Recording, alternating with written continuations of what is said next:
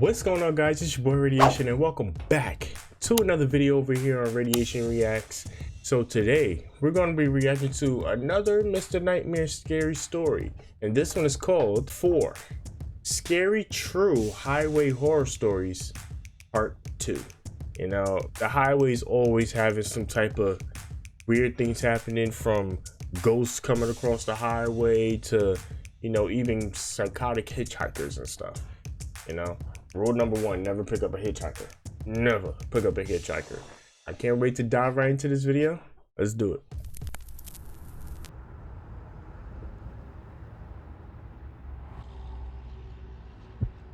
Story 1 by Lenny. It was about 4 in the morning one Saturday, and I was driving to work down the interstate. I was in the middle lane moving pretty quickly because I was already running a bit late to work that morning. So when I noticed a car in my left mirror catching me pretty quickly, I was almost alarmed. I had to already be going like 75 to 80, so he had to be going anywhere from 90 to 100. The car quickly caught up to me. It was a gray Honda Accord coupe. I took a look into the car, curious to see who was behind the wheel. Even though it was still dark out, I could see the driver looking back at me as he passed. Then I noticed someone in the back seat too. It was a young woman who appeared to be banging on the back window. Initially, I didn't understand. I assumed it was a girl messing with me or whatever. It's usually not a person's first instinct to assume something sinister is going on, but when I saw the driver apparently push her down under the window and the car swerve at the same time, then I knew something was wrong. That woman was trying to get someone's attention and call for help. I started to speed up a little bit and got behind them so I could keep up. I could see the driver continuously reach into the back of the car with a swinging motion. He looked to be hitting her. I could see her arms flailing in the back of the car. I was in complete shock. I was actually witnessing a kidnapping right in front of me. As I was behind them, matching their speed of about 95 miles per hour, I took out my phone and called 911. As I was on the phone, the car in front of me's brake lights lit up and he started to slow down to a gradual stop. He definitely noticed that I saw what was going on and thought that I was following him. Oh no. As much as I wanted to save that woman's life, I didn't know if the driver was armed with a gun or not, so I pulled around him and floored it. I wanted to keep behind them though, so I pulled off the next exit, but didn't go entirely up the exit ramp. I waited for the car to pass by down the highway. Then I drove over the grass and back onto the highway and began to floor it to catch up to the car, all while still talking to 911, telling them where we were, what kind of car they were in, and how fast we were going. Smart man. I was easily going 90 again to catch up to them. As I caught up to the car again, going at insane speed, he noticed me again even before I got too close. He started to brake in front of me again. I tried to go around him, but he cut me off. I had to stop. He got out from his car and started running towards my car with something in his hand. And in a panic, I threw the car in reverse until he stopped chasing me. Then I put it back in drive before he could get back in his car, and I drove quickly past him. The 911 operator told me there was a state trooper not far ahead from our location, and to just keep driving until I passed him. The man in the car behind me continued to follow me, both of us still going at an insane 90 miles per hour plus. I felt the weight of 1,000,000 pounds released off my shoulders when the flashing blue and red lights appeared in my rearview mirror behind the car chasing me. With me in front of him and the cop behind him, he didn't have much maneuverability, and he quickly pulled over onto the grass. I pulled over in front of him, but with at least 2 cars worth of space between us, because I still didn't know how this was about to go down. Luckily, the cop with his gun drawn got the guy out of the car with his hands up. By then, I got out and watched the whole thing. He was on the ground in cuffs now, laying on his stomach. Another police car showed up, and another cop entered the scene. The woman in the back of the car was let out. She was badly beaten, in tears, and extremely ecstatic to be saved, and she kept praising me for saving her life. Men like that we don't claim. The driver of the car was her ex-boyfriend, who had come to her house, and when she refused to talk to him, he attacked her, grabbed her, and threw her in the back of his car, which had the child locks on. It's scary to think where he might have been taking her, or what he was planning to do to her, if I or anybody else didn't witness her screaming for help in the back of the car. Dude, just leave. You ain't gotta put yourself through all of that. Now you gotta go to jail. Let's face it, fellas. There's no point going through all of that. Just leave, break up, find another girl. It ain't that serious. I made a trip to visit Boston to support a family member who was running the Boston Marathon. I was driving from Chicago to Massachusetts and had to take Route 20, possibly the longest highway in the United States. I don't much like flying, so I decided to start driving around 3 p.m. after work. My GPS was telling me it would be a 15-hour drive, so knowing how I drove, it would probably be 14 hours. My ETA was telling me 6 a.m. I was expecting 5 a.m. if I didn't stop. I'm the type who doesn't like to make many stops on long car rides. I like to just bang out the whole ride in one go. Most of Route 20 is open land, and there isn't a whole lot of traffic in a lot of it. I'd say 10 hours in, around 1 a.m., I was basically one of the only cars on the highway. I had music blasting to keep me awake. I was comparatively almost done. Not really, but I was optimistic. I was starting to get slightly tired though, even after the 2 cups of coffee I drank. I didn't want to pull off for more coffee though, so I tanked through it. It would make finally collapsing into a bed when I'd get there all the more rewarding. One moment I was the only car in sight, then next thing I knew, there were headlights in my rearview mirror. I was in the left lane and he was kind of on my ass, so I switched to the right lane. He sped up a bit, passed by me, then for some reason slowed to match my speed just as my front bumper aligned with his rear bumper. Then he just matched my speed for the longest time. I started to speed up to pass him. As soon as I got in front of him, he turned into my lane behind me, so close it almost looked like he was going to clip my car. I had no choice but to speed up even more to get him off my ass. I wasn't looking to be the victim of a road rage incident, not at this hour especially. As I sped up, so did he. I switched into the left lane, and so did he. Now I knew something was wrong. It couldn't be an unmarked cop, it was some old ratty pickup truck. The truck started to flash its lights behind me. I didn't slow down. I was honestly afraid, because I had never experienced anything on the road like this. I kept driving, stepping on the gas just a bit to increase my speed 5 to 10 miles per hour, hoping to pass a cop or any other cars for that matter. But I couldn't see another set of taillights as far as the eye could see. Just the very seldom cars zooming past on the other side of the highway. The pickup truck behind me then switched lanes and floored it. I heard the aggressive roar of his truck's engine passing me. He cut in front of me, then he started to brake. I tried to swerve around him, but he kept blocking me. I was forced to stomp on the brakes too. I started to honk because it's all I could do. As we slowed, the man in front of me put on his hazards and started waving his arm out the window, signaling for me to pull to the side of the road. I obviously didn't listen. I took the chance to quickly pull around him as he started pulling onto the grass, and then I floored it. My sedan could easily escape his pickup truck, but I hit 100 and he was still not far behind me. I got off the highway at the first exit. I stopped at the red light at the end of the exit ramp, not expecting him to still be behind me, but they were. The pickup truck's headlights pulled up behind me, then the truck pulled up to the red light next to me. I looked to my left at the truck, and the window rolled down. Inside were 3 people, I'd assume men, wearing vendetta masks.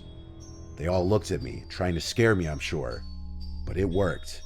I blew the red light onto the main road, and finally there were at least other cars around. The pickup truck finally stopped following me. At a certain point, I was scared I was going to be killed. It was more than just a road rage incident. I didn't get the plate number. Wearing anonymous I don't even masks. remember seeing a plate on that truck. All I know is it was some 90s black pickup truck. After that, I parked in a Walmart parking lot and fell asleep. I woke up around 8 and finished the drive. I told my family about the incident, and I warn everybody to be careful when driving late at night. Okay, they ain't come back for him. Yo, you wanna sleep in a Walmart parking lot? Nope. I would have kept running. It was a Tuesday night in March. I was driving back from a friend's house in the city, a trek that would take me about an hour in decent weather, but a deep fog had set in on the long, lonely highway. After midnight, this particular stretch of road was often abandoned, save for the odd semi, their plates showing unfamiliar lettering and colors from places I'd never been to. It was 1 a.m. It had been a long day, wandering around for hours with my friend, shopping, checking out new cafes. It had left me tired. My eyelids were heavy, and the impenetrable fog made the highway an unending, drifting mess of hypnotizing gray. I drove cautiously, at times slowing my speed to a steady crawl and flashing my hazard lights to let anyone behind me know I was there. Suddenly, a vehicle appeared, its wheels half on the highway and half on the shoulder. I slammed on my brakes and pulled over behind it, narrowly passing by the bumper. My heart was beating heavily after the near miss, so I put my car into park to catch my breath behind the black sedan. I watched as the car began slowly rolling forward off the road, so it was fully parked on the shoulder. The car sat for a moment, then the driver's side window rolled down. An arm appeared and did a waving motion to pull over. At this point, the adrenaline from the sudden stop was still pumping through my body, and it made sense to move further off the road. I followed the car as it took a slight turn onto a side road. It came to a stop and the driver's side door opened. The driver walked towards me through the fog, a tall, lean guy wearing a black winter jacket and jeans. He looked younger, 30-ish, and he was smiling as he approached my car, illuminated by my headlights. I rolled down my window a crack, thinking maybe he was coming up to apologize for his unsafe parking. No, you never got to my stop window if a and then random motioned for me tell to you roll it to down pull further. over. You never Shook my stop. head no, feeling uneasy, and told him I would be able to hear him. He asked where I was heading, and I said home. He said the fog wasn't supposed to let up anytime soon, and that it wasn't safe to drive in. I let him know I was okay with it. He raised his eyebrows and asked why I pulled over then. I didn't want to start anything with this man, so I lied and said I had gotten a phone call and needed to pull over to answer it. He smirked, and it felt like he could tell I was lying. He said he lived with his wife and son just down the road, about 5 minutes, if I wanted to wait it out. I shook my head again, but he wasn't taking no for an answer. He tried to scare me, saying how it's 10 times more likely for me to die in a car crash when it's foggy, and that I looked tired and I should really think of my family before getting back on the road. I held my ground. He was getting angry. He began looking back at his car, and I saw someone move in the passenger seat I hadn't seen before. Suddenly the man was grabbing at my door handle, trying to open it. Thankfully it was locked. The passenger door to the car opened, and another man came running towards me with a baseball bat. I put my car in reverse, and the driver yelled something at him as I hit the gas. He took a swing at my car but missed. Luckily I hadn't pulled too far off the highway, but it was hard to tell where this road ended and the highway began as I backed up in the heavy fog. I turned my wheels and put my car into drive, praying there was no traffic coming up behind me. I floored it as I haphazardly merged onto the highway, not looking back. I often wonder when I'm driving that stretch of road if they tried to stop anyone else that night, and what would have happened to me had I rolled my window down further. You sound like a couple of muggers. Sound like a Don't few click off muggers. this video.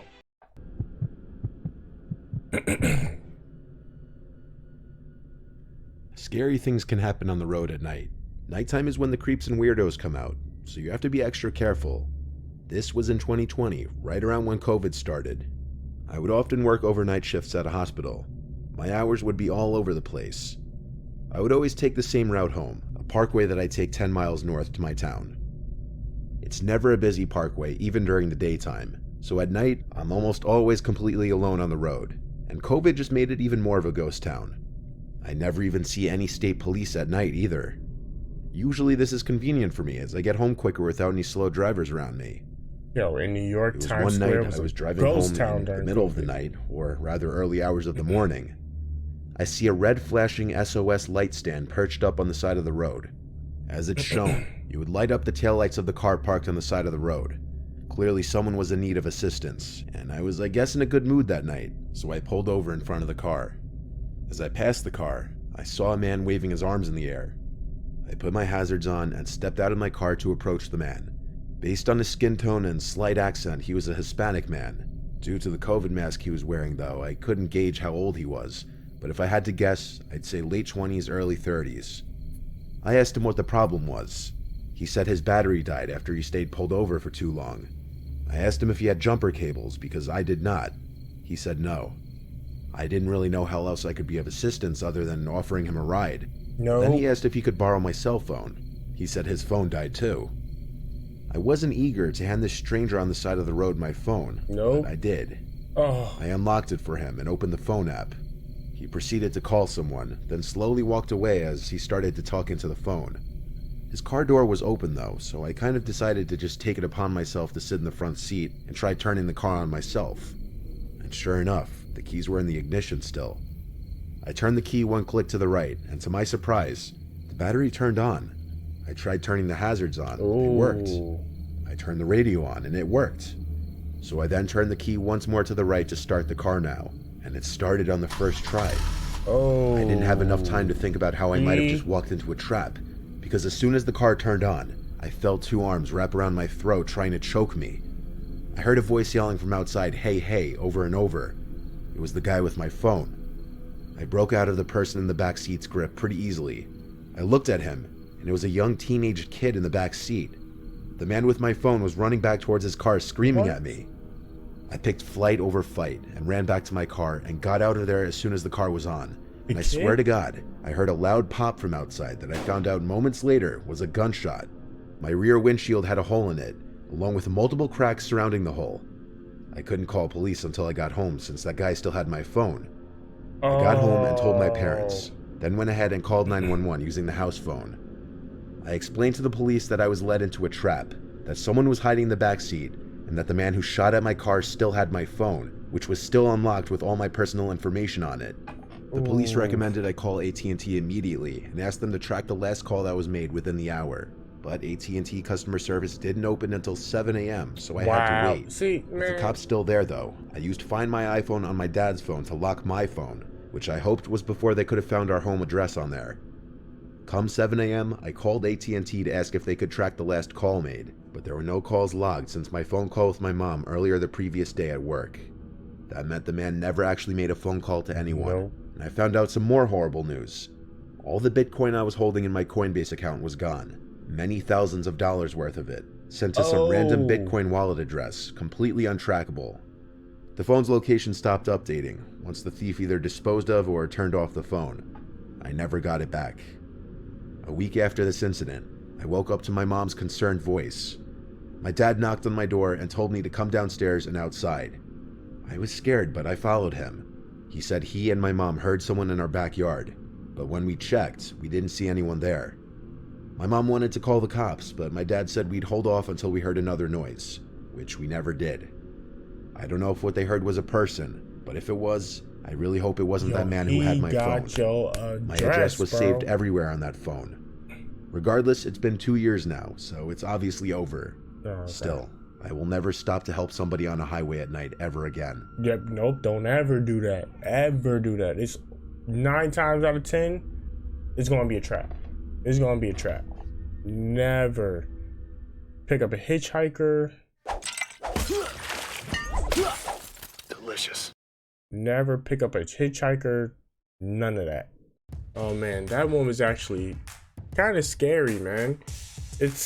These roads are dangerous, man. You got a lot of crazy people that's ready to rob you, kill you, do whatever on the side of the roads, man. So I hope a lot of you guys out there are staying safe while driving and not getting into any trouble, and avoid road rage, because that could be just as bad as a hitchhiker. You know, I definitely enjoyed that. That was really dope. If you guys enjoyed that video, definitely head over to Mr. Nightmare's channel and show him some love. If you guys enjoyed this reaction, hit the subscribe button, hit that like button, and turn on notifications so you guys don't miss any future videos. I'll catch you guys in the next one. Peace.